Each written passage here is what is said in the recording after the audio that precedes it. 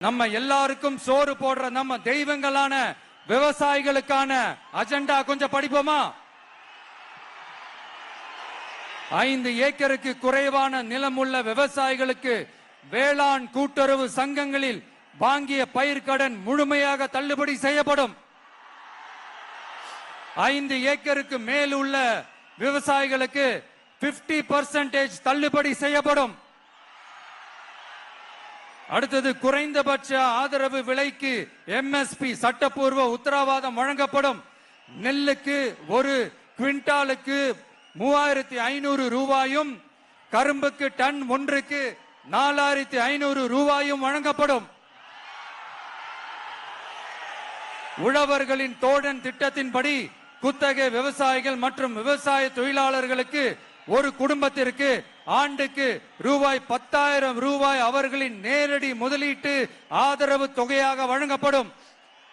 100% பயிர் காப்பீட்டு திட்டத்தின்படி பயிர் பாதுகாப்பு உறுதி செய்யப்படும்.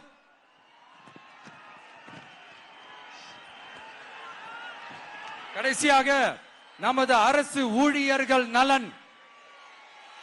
அரசு ஊழியர்களின் நலனுக்காக பழைய ஓய்வூதிய திட்டம் மீண்டும் வழங்குவது குறித்து நமது டிவிகே அரசு கனிவுடன் பரிசீலித்து மதிப்பீடு செய்யும். அடுத்தது 5 அல்லது அதற்கு மேற்பட்ட ஆண்டுகள் தொடர்ச்சியாக அரசு பணியை நிறைவு செய்துள்ள அனைத்து தற்காலிக ஆசிரியர்கள், செவிலியர்கள் மற்றும் எழுத்தர் பணியாளர்களை நமது டிவிகே அரசு பணி நிரந்தரம் செய்யும். 3வது, பதவி உயர்வுக்கு பணம் பெறும் கலாச்சாரத்தை நமது டிவிகே அரசு முடிவுக்கு கொண்டு வரும்.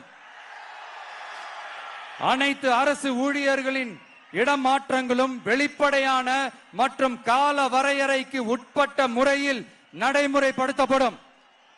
4வது, காவலர்களின் அடிப்படை மாத ஊதியத்தை 18,200 ரூபாயிலிருந்து 25,000 ரூபாயாக நமது டிவிகே அரசு உயர்த்தும்.